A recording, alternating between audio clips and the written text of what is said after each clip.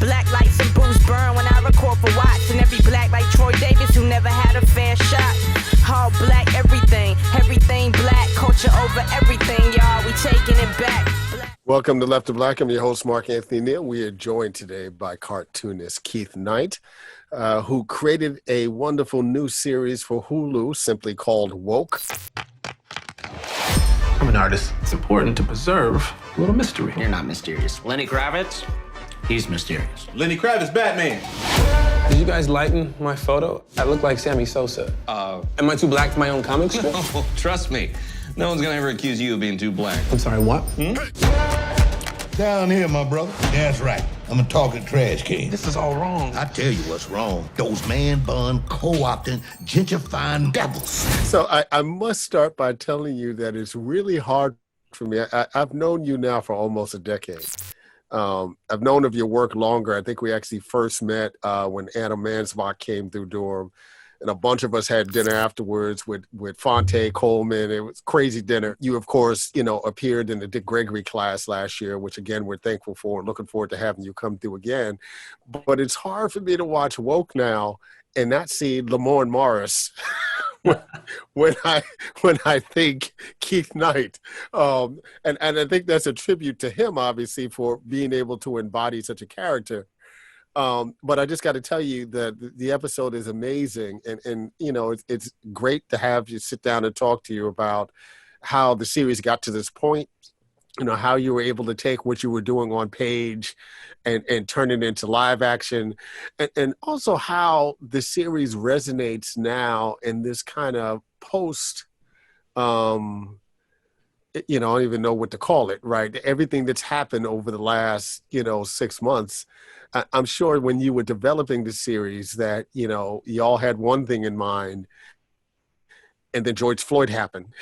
Yeah. and it's a whole different thing. But let's talk a little bit about, your work. You've been a working cartoonist now for decades, very much in the tradition of, say, an Ollie Harrington, from the 50s and the 60s, and obviously more presently someone like Aaron Magruder. When you started doing the strip and your strips, right, did you have any idea, that one day, they would be featured in a series like Woke? I did, and this is the reason why. When I was first putting out zines in San Francisco, before I might have been maybe in one local newspaper, but I had zines around the city, and apparently a German filmmaker picked them up in the Lower Haight, and then he wrote to me from Germany saying, I would like to make a short film based on your comics. And I was like, all right, just spell my name right in the credits. And he did it. And, he had white Germans playing me and my girlfriend and my twin sister. And it's not, obviously it wasn't one of the race-oriented ones, but I could see how it could translate to live action. And it was a great little film. It was only 7 minutes long, but it played at the Berlin and Beyond Film Festival that next year in San Francisco. And so in the back of my head, I was like, okay, this can work. Did I know that it would star Lamorne Morris and Blake Anderson and be on Hulu and have Sashir Zamata and Cedric the Entertainer and Nicole Byer? Believe me, that's the thing that just blows my mind. Even a year and a half ago, if you told me that, I would have said, you're crazy. But there was something about our pilot script that made everybody want to try to audition for it. So every time someone walked in from the audition, for the audition, I was like, oh man, to me, it was this amazing sort of, who's it going to be next? It's oh my goodness, that's the guy from oh, sorry, that's my cuckoo clock. That's the guy from Atlanta, or that's the guy from Key and Peele. All these amazing folks came through, and so and everybody would say thank you for creating something different, Yeah. And that I was just like, wow, this is amazing. I'm so psyched that this is happening. So Woke is about a cartoonist named Keith Knight as opposed to Keith Knight, and that's an inside joke for Black folks, if you will. Who has an experience that causes him to become woke. How much of the series is autobiographical? Well, the incident in the pilot is something that happened to me, not as dramatic. Television always makes it far more dramatic than it is. I was hanging up posters in the inner Richmond district of San Francisco after living 10 years there, and a cop pulled up, jumped out of his car and said, "What are you doing?" And I was just like, "I am hanging up posters." And I had my black stapler, and I was just like, "This is a stapler. I'm going to put it on the ground." And then he got on the radio and said, "I have the suspect," and cops came in from all over the place. It was crazy. There was no tackling or anything. It was much less dramatic. But the wildest thing to me was my white roommate came off the bus after seeing what was going on, and he jumped off the bus and came at the cops in a way like this was the traumatizing thing to me, was watching my white roommate get up in the cops' faces, swearing, screaming bloody hell to them, and them treating him like he's the boss. Yeah. And comparing that to what I was going through, and just being like that to me was the epitome of white privilege. And that was a moment for me to be like, whoa, like I know I've been doing comics like this for a while, but this may be double and triple down what I was doing. Yeah, what's interesting watching that scene in the series, when Gunther shows up, right, and Gunther looks like a crazy white boy, but and watching the officer put his gun back in the holster, yeah, right, but before he confronts him, I mean, that was it's a tiny little moment, but for folks who are doing kind of a close reading, it's like it's also an aha moment, right? I don't see you as a threat, even as you look crazy, right, and I can tell that you're about to get in my face in some ways.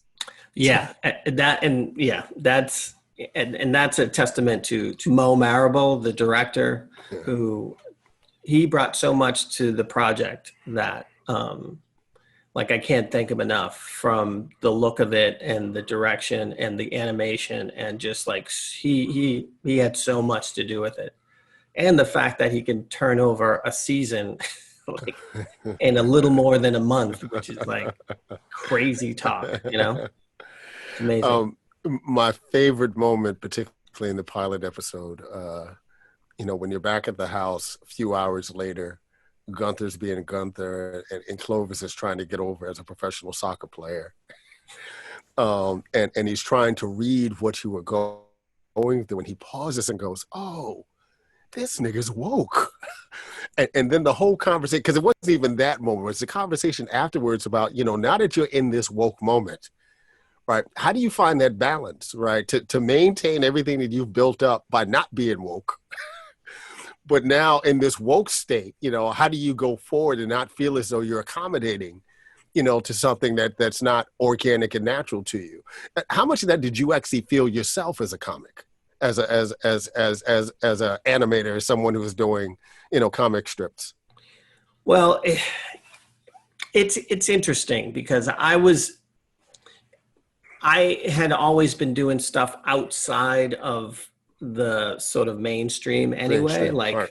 I had been approached a lot by syndicates. "Oh, we'd love to, are you interested in syndication?" And at that time I was like, no, I'm touring with my band. I'm doing all this different stuff. Like I was horrified by the idea of doing a daily strip. And it wasn't until I had my first kid in 2008 when I launched a daily, because I was like, all right, I need money. I need a guaranteed income. And so I never felt like, I don't know, I just never felt like I had to really compromise. I just, I remember a distinct moment when I felt like I was jumping from one level to the next, which was my bio on my website just said that I moved to San Francisco and started taking drugs, and that's how I got to be the cartoonist. And this mom wrote to me and said, "Listen, my son is a big fan of yours, and he's trying to find out how you got to where you are." Don't tell him that. Don't tell him that, right? Yeah, exactly.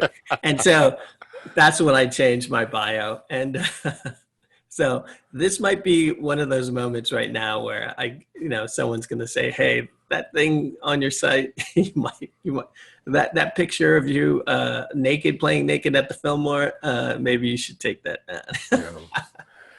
I was listening to your conversation with the great Frank Stasio on WNC a few days before we're talking today, and the question came up. It seems as though, given the fact that you're doing a comic strip, that naturally this is something that would give itself towards an animated series. But you were encouraged to go in a very different direction with it. Talk a little bit about deciding live action versus animation, for what Woke eventually became. Yeah. That was, I know this television writer, Tom Gamble, who is like, I describe him as the Forrest Gump of TV comedy, because he wrote on the original Saturday Night Live. He's written for Seinfeld. He writes for The Simpsons, and he's also a cartoonist. And he's a big fan of mine, and I was shocked that he knew my stuff, and so I was just like, all right, like this guy's really into my stuff. So I saw him as a mentor when I moved to Los Angeles on writing for television, and he just said to me, he said, if I were you, I would pursue not animation, because at that time there were only like 5 or 6 networks doing animation, because your stuff will translate well to live action. Yeah. And it doesn't even have to be about a cartoonist. It could be anything, just as long as your sensibility is there. And he says, if you pitch it as live action, you'll have 30 or 40 outlets that you could sell it to. And so that was really, he put it into my head that we could do it live action. And again, since it happened so many years before, I wasn't like, nah, that can't happen. Like I was like, oh, okay, that's the way I'm going to pitch it. And interesting, because one of the ways that animation ultimately comes through is through these inanimate objects, right? Who become your kind of choir. I mean, you got Pastor Greenleaf, Keith David as the Bible, right? And Cedric the Entertainer. There's a trash can. I mean, it brings an interesting element to it, right? But I wonder, right, because it's a show that's on Hulu that is really trying to balance the laughs and the humor, right, in race with this serious moment. How did you feel about what Woke ultimately looks like in this post George Floyd moment, where everything seemed to be so different and even more serious than it had been before around these conversations of police brutality and things of that nature? Well, yeah. I mean, we had no idea. We finished shooting the season in February of this year, and it seems so long ago now. Oh, yeah, I can imagine. And yeah, I mean, we have stories. We had the whole idea was like that people weren't caring enough. They weren't protesting enough. They weren't doing all this stuff. And so once we saw all this happening, I remember just sending an email to everybody saying, I think our whole season is going to play out like over the next month and a half. Right? And so right. we were concerned about putting it vaguely in the past. So people understood that we weren't doing this. It was this moment, right? Yeah, exactly. And I think we've said it enough in the press that people understand, or it's come out soon enough that people know that we shot this before then. And also it was super important for us. There's no way you can make a title called Woke and we had to take the piss out of it to because if it's this heavy-handed, serious thing where, right, and you know, I get that we're going to get scrutiny be all across the board because we're called woke, but like once people see that we're taking the piss out of it as much as we're dealing with serious issues, I think like that's the best of my cartoons use humor to address serious issues. Mm-hmm. And so I think this is the best manifestation of my cartoons. Mm-hmm. Mm-hmm. And we mix the highbrow and the lowbrow. And everything, nothing is black and white. Like that's the thing. Like we question about like how can you be woke and do this or do that? Right. And so it's, you know, we show it as a burden, but we also show it as like a superpower, like just all these different things. Right. And since I told them, I said, there's nothing more boring than showing a cartoonist just sitting there drawing. So how can we show how would like a cartoonist look like if he were woke? And I credit Marshall Todd for really the co-writer of the pilot to really, he said like because he had an incident with the police too, and he was like, what if this as a cartoonist triggers this thing where inanimate objects come to life, and we could use those characters to say things that the human characters wouldn't or couldn't say. And so we can comment on gentrification. We comment on on mental health. We comment on a lot of different things, and using a lot of Nicole Byer, like listening to her do stuff, and Cree Summer, like I just want to do a show with their voices. It doesn't have to be anything except their voices. The scene in the barbershop, you know, talking about gentrification, it's laugh out loud funny. But then it's so sad, right? And on another level, tragic when, you know, we consider what's happened to so many of these different communities. But when you make the point about, you know, trying to find a middle ground with the series, right? You know, you're going to get it from all sides, right? Or more explicitly, both sides in this context. And I love the way that you wrote some of those tensions into the series, right? So when you think about Shazir's character, Zamada's a character, Ayana, who's like the woker than woke black figure, right? Who's already reading race into Butter and Toast, you know, when you had no intention of it being there, but also becomes this kind of reminder that, you know, as you try to find this balance between, and the best way to describe it in the series is both woke and ordinary at the same time. Right, there's always going to be those pressures on the one side. That's like, this is not woke enough. Yeah, and those folks are going to say it's too woke, you know, for us. Yeah, and we do. We fully expect to get crap from all sides. Like my best cartoons are always ones where I get so much heat from all sides, and it's.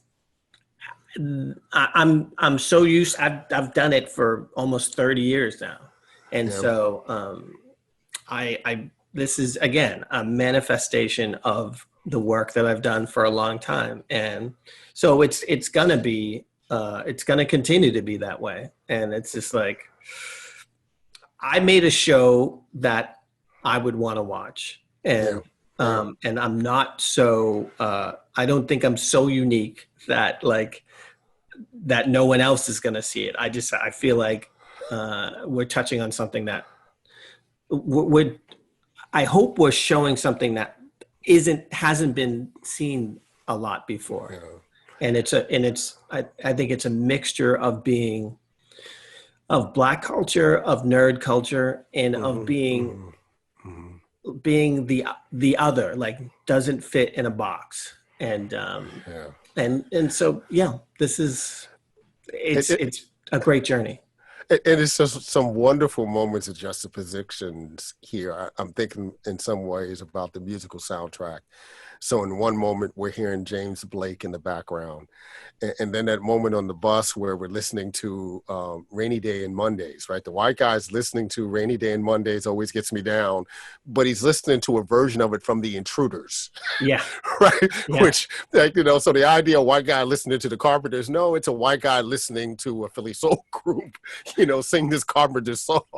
I am so glad that you noticed that. Like, that's my kind of shit, right? I wanted to give credit to Black artists, right? Even right. with traditionally a white song, and we do that later. We took well, it was more of a return to a Black artist, but one of the Clash's most famous songs, "I Fought the Law," but we actually have the reggae version in there, right? And so I'm so glad that you noticed that. Like, there's all these little things. There were jokes that. So you've only seen the first episode? I've seen the first couple episodes. Yes. Oh, okay. So have you seen the episode where he meets Adrian yet? No, I have not. Okay. I haven't. All right. So I won't. But there's a joke in there about Rocky and Adrian that like is quintessential. It just there's interesting things, but there are quiet homages. There are lines. Someone says sorry to bother you. Someone says do the right thing. Yeah. Like someone says, and now for something completely different. Like, you start to hear my influences all through, right? With lines and subtle things all over the place, and it's just fun to be able to do that. Let me ask more of a personal question. There are a whole bunch of folks who will have heard of Keith Knight for the first time watching Woke on Hulu, so especially young folks. But you've been in the business now for 30 years doing this work. How does it feel to it's almost like you're being discovered now, 3 decades after you've actually put in work and people have been following you and people have been your fans, for that period of time? Yeah. Like, I have so many orders now on my website. Like, I keep on telling my kid he fills out my envelopes for me, and I say, we have about 50 orders we have to do now. Like it's crazy. And all these people are asking for original art. Like, there's all these things that I should have done beforehand. Yeah. That now I'm just like, oh no. But it's really neat that people will be able to now discover all the work that I have, because that's one of the reasons why I got the show was the amount of intellectual property that I've had, IP, and the Hulu exec Rob Gotti said to me while on set up in Vancouver, he said to me, he goes, what sold the show? I have this 500-page collection from Dark Horse. And I brought that to every meeting I had. And at the end of the meeting, I stand up and I chucked this telephone size book up in the air, and it plops in the middle of the table. And I go, there's your first 10 seasons. And then I walk out. Oh, that's amazing. And he said he said to me, right. he goes, I'll always remember that. So I got a catalog. I got an archive. I'm always going to be in business. Yeah. What's next for you, Keith? Hopefully we're going to hear that I hope we can get a second season, because there was a lot of stuff that we wanted to address. There were a lot of things that we want to fix. There were a lot of things that we didn't try in the first season. And I think now we have a better idea of what's working and what's not working. But so we're hoping to get a second season going. I've got a new book that a new collection of Think comics called It's the Racism Stupid. That's going to be coming out pretty soon. I'm doing a lot of my slideshows, my racial literacy slideshows. I'm doing a few coming up, and I hope to just really expand. I'm doing virtual stuff now, and it's been able to get me in places that I normally probably wouldn't get. And so, and also, listen, I'm just getting started. There's so many ideas for shows that I would love to. I always say that this renaissance right now of Black creativity in television, it's going to take 2 flops for the doors to close again. I just don't want to be one of those flops. I want the door to be open, and I don't want to be, because everybody be pointing at me. It's like the Black Eyed Peas. Black Eyed Peas did that Super Bowl halftime and closed the door for any rapper to ever do the Super Bowl ever again. And I don't want to be that. I don't want to be responsible for that. Well, I one of the things I want to tell you that I appreciate about your work, Keith, there was a Black poet in the 60s, expatriate dude, Conrad Kent Rivers. He had a poem, and the last line of the poem, which I always appreciated, was that he has this line where he says, continue to write because some Black kid is bound to read you.